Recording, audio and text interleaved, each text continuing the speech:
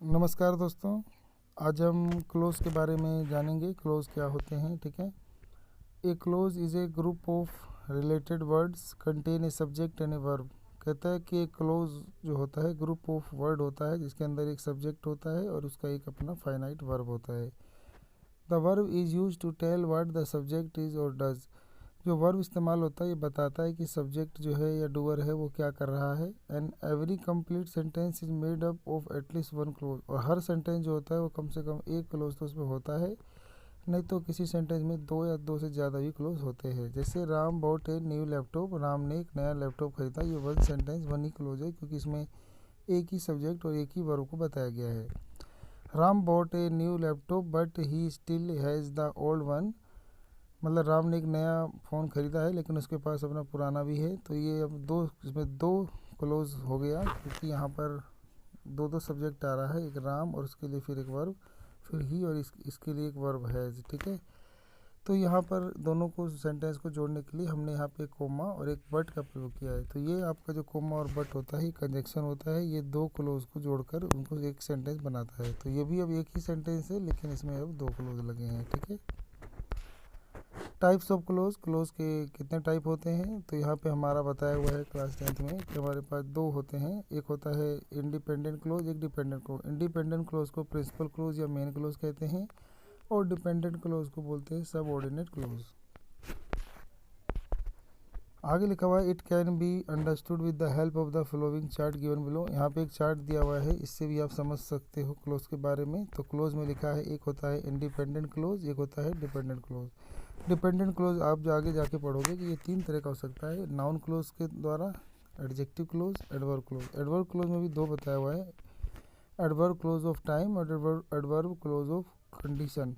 तो इसके अलावा भी और होते हैं लेकिन हमें 10th के सिलेबस में इतना ही पढ़ना है, ठीक है। तो noun close, adjective close, adverb close और फिर उसके बाद एडवर्ब क्लोज में दो हो गया, एडवर्ब क्लोज ऑफ टाइम और एडवर्ब क्लोज ऑफ कंडीशन, ठीक है। यहाँ से हमें और जानकारी मिल जाती है जिसमें लिखा है इंडिपेंडेंट क्लोज या मेन या प्रिंसिपल क्लोज क्या होता है। An independent clause is the main या principal clause in a sentence.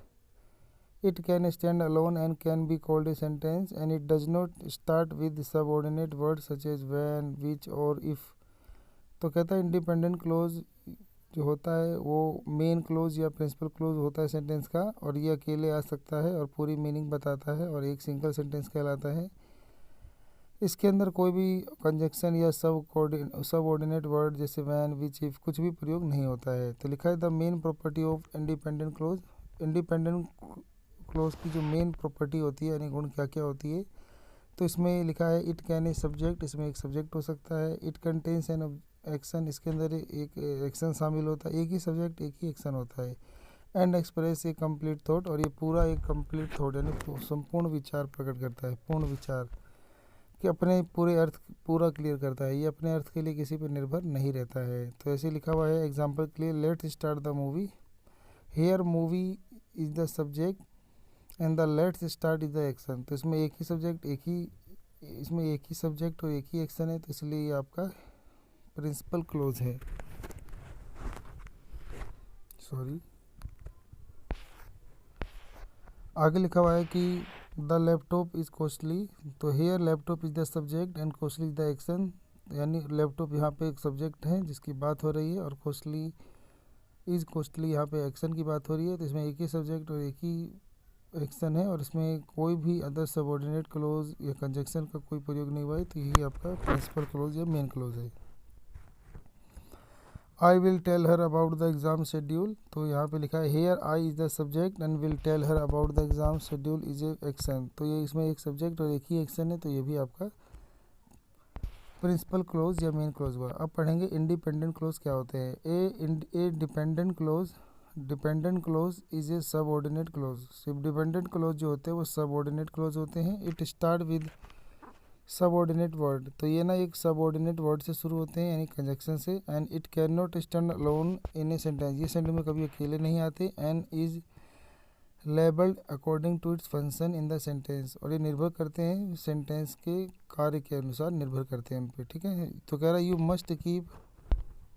You must complete your work after a after we match tonight.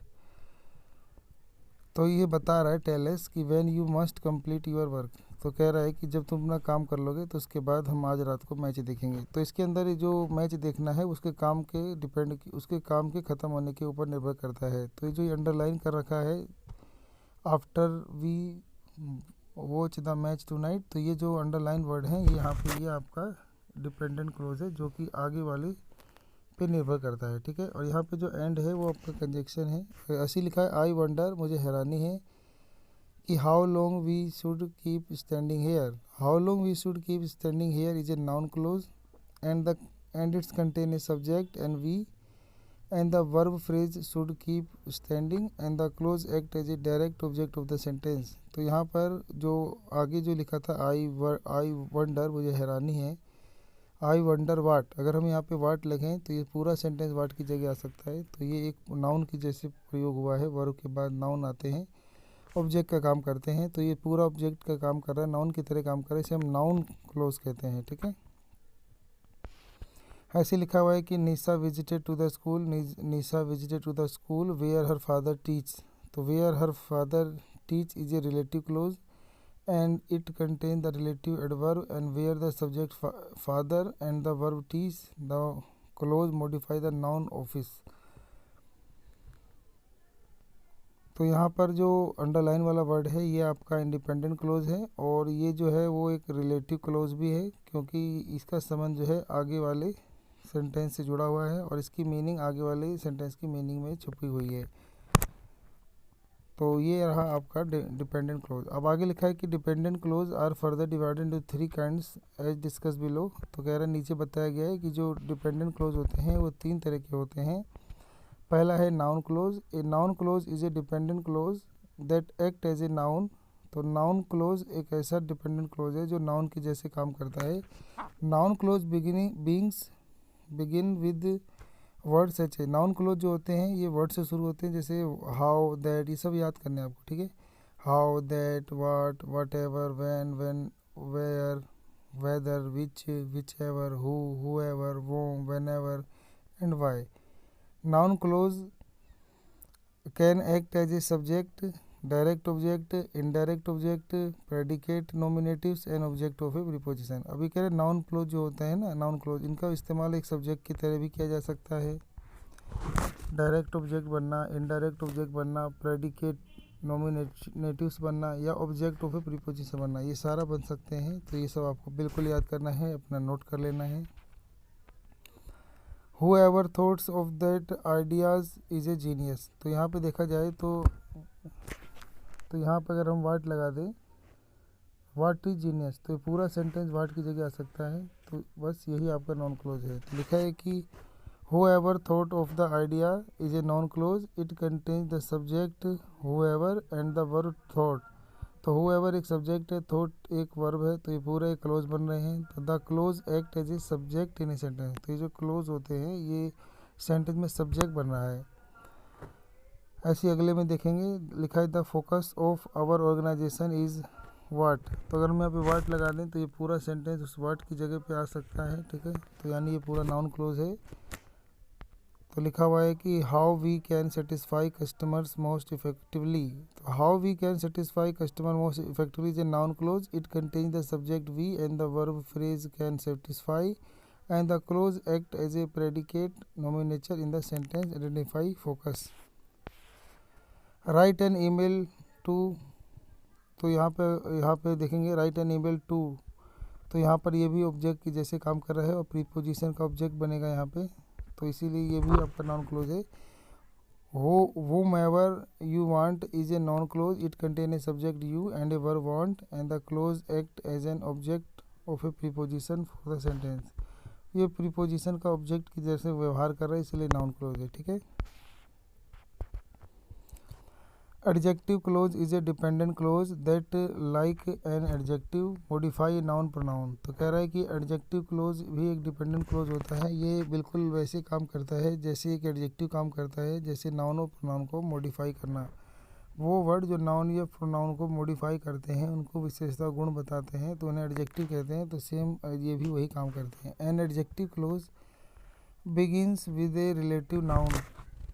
तो कहता है कि रिलेटिव क्लोज जो होते हैं वो शुरुआत होते हैं रिलेटिव प्रोनाउन से, जैसे so, as, that, when, where, who, whom, whose, which and why, इनसे शुरू होते हैं। ये वर्ड याद कर लेंगे। Thus it is also called, इसीलिए से रिलेटिव क्लोज भी कभी कभी कह देते हैं कि आगे लिखा हुआ है the introductory words use for the various categories of the noun are follow. तो बहुत प्रकार के नाउन के लिए हम और भी यूज़ करते हैं इंट्रोडक्टरी वर्ड, जैसे फॉर पीपल। फॉर पीपल की जगह हम हुज और वाट यूज़ करते हैं। फॉर प्लेस की जगह वेयर यूज़ करते हैं। थिंग्स के लिए विच और दैट यूज़ करते हैं। टाइम के लिए व्हेन यूज़ करते हैं। और पोजेशन बताने के लिए हुज यूज़ करते हैं, अधिकार बताने के लिए यूज़ करते हैं। ठीक है, एक एसेंशियल क्लोज के बारे में जानकारी देगी। एन एसेंशियल और restrictive adjectives close provides information that is necessary for identify the word it modify. The sports trainings that Jatin takes focuses on cardio. That Jatin takes is an essential adjective clause. It contains a subject Jatin and a verb takes. The clause modify the noun class providing necessary information about it. Non-essential clause and non-essential or non-restrictive clause adjective clause provides additional information about the word it modify, but the words remaining is already clear. Not essential clause are always set off with comma. When deciding whether to include the word that or which is an adjective clause, remember to use for the essential clause and which for non-essential clause. तो ये बता रहा है कि कई बार essential close आते हैं, non essential close आते हैं। तो असेंशियल के लिए आपको फॉर दैट लगाना है और नॉन असेंशियल के लिए विच लगाना है। ठीक है, the house is the house on the right which belongs to Kamal is a for safe. Which belongs to Kamal is a non-essential adjective clause and it contains the subject which and the verb belongs. The clause modify the noun house, providing additional non-essential information about it. Some more examples of adjective clause are as follow. Mr. Sharma is the teacher who helped me with my chemistry equations. Who helped me with my Christmas chemistry equation is an adjective clause. It contains the subject who and the verb help and the clause modify the noun teacher. तो यहाँ पर जो ये जो underline word आया है ये teacher के बारे में ही बता रहा है। तो ये अब टीचर यानी नाउन की मॉडिफाई कर रहे हैं, तो ये आपके एडजेक्टिव क्लोज है। The rainy weather is the reason why I decided to drive instead of walk. Why I decide to drive instead of walking is an adjective clause. It contains the subject I and the verb decided and the clause modify the noun reason. Reason यहाँ पे एक noun है और उसको modify करने के लिए ये अंडरलाइन वर्ड आए हैं। तो ये सारे के सारे एग्जेक्टिव क्लोज हैं, क्योंकि ये रीज़न यानी जो नाउन है उसको मॉडिफाई कर रहे हैं। ऐसे लिखा है कि Mill is the person whose family owns a resort. Whose family owns a resort is an adjective clause and it contains the subject family and the verb owns. The clause modify the noun person. ठीक है, तो ये सारे sentence जो थे ये noun को modify कर रहे हैं, इनको एडजेक्टिव क्लोज कहा जाता है। ठीक है, अगला है adverb clause. An adverb clause is a dependent clause that like an adverb modify an adjective an adverb an verb और वर्ब फ्रेज। एडजेक्टिव क्लोज जो होता है इंडिपेंडेंट क्लोज होता है और ये भी मॉडिफाई करता है किसी एडजेक्टिव को, एडवर्ब को, वर्ब को या वर्ब फ्रेज को। ठीक है, an adverb clause beginnings with word such as. एक एडवर्ब क्लोज जो होता है इन वर्ड से शुरू होता है, जैसे after, although, because, before, if, since, then, until, when and while, इन सब से शुरू होता है। ठीक है, एग्जाम्पल के लिखा हुआ है कि Kanika's report was the best because she did the most research. Because she did the most research in an adjective clause, it contains a subject she and the verb did. The clause modify the adjective best. तो यहाँ पर जो ये because से लेके शुरू हुआ है सारा, ये सारा का सारा जो है ये जो मॉडिफाई कर रहा है एक एडजेक्टिव बेस्ट को। Kanika report was the best, best जो है एक आपका एडजेक्टिव है और एडजेक्टिव को बताने के लिए पूरा सेंटेंस आया है, तो ये आपका एडवर्ब क्लोज हुआ। If Bittu fixes his flat tire today, so he can go for a drive. If Bittu fixes his flat tire today is a dependent clause. It contains a subject Bittu and the verb fixes, and the clause modify the verb phrase can go. आगे लिखा हुआ है कि the dancer are going to practise in the studio now while they have the chance. While they have the chance in an adjective clause, it contains the subject they and the verb have. The clause modify the adverb now.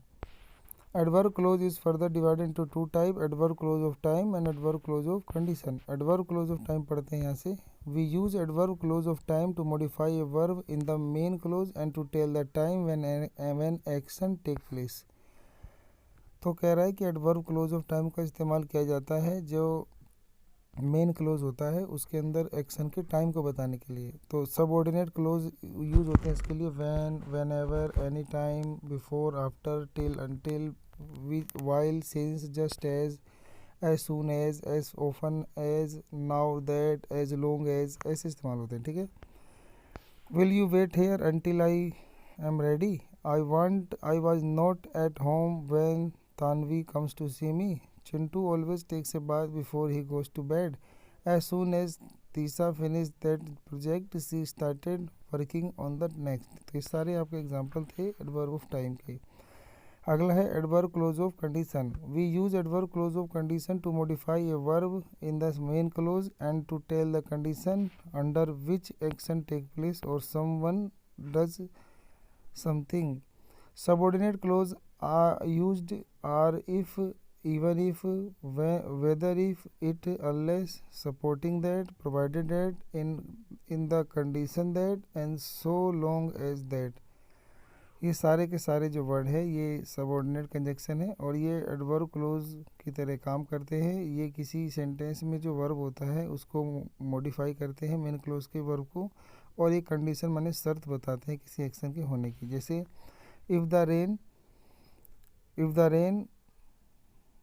if it rain we shall stay at home and have coffee and yummy snacks. यानी अगर बारिश होती है तो हम घर पर रुकेंगे और कॉफ़ी और यम्मी स्नैक्स मतलब खाएंगे. Shalini needs to take this medicine whether she likes it or not. Shalini को दवा की ज़रूरत है चाहे उसे पसंद हो या नहीं, ये कंडीशन है.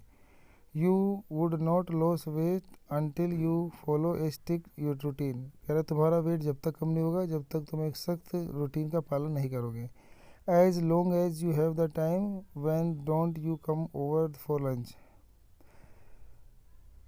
ये भी आपका पूरा जो सेंटेंस थे ये सारे कंडीशन थे छुपे हुए इसमें. तो ये एडवर्ब क्लोज ऑफ कंडीशन होते हैं. ठीक है. तो बहुत ही इंपॉर्टेंट टॉपिक था ये, आपको रिवाइज करना होगा तब आपको ये आ जाएगा. ठीक है. तो आप ये सब को बार बार पढ़ें, आपको समझ में आ जाएगा. इसके लिए आप अपने टीचर की हेल्प ज़रूर लें, और मेरे को जल्दी पढ़ाना था इसलिए मैंने जल्दी ये सब पढ़ा दिया. ठीक है. तो उम्मीद करता हूँ कुछ आपको समझ में आ गया होगा. मिलते हैं अगली वीडियो में. आप सबका अपना कीमती समय देने के लिए धन्यवाद.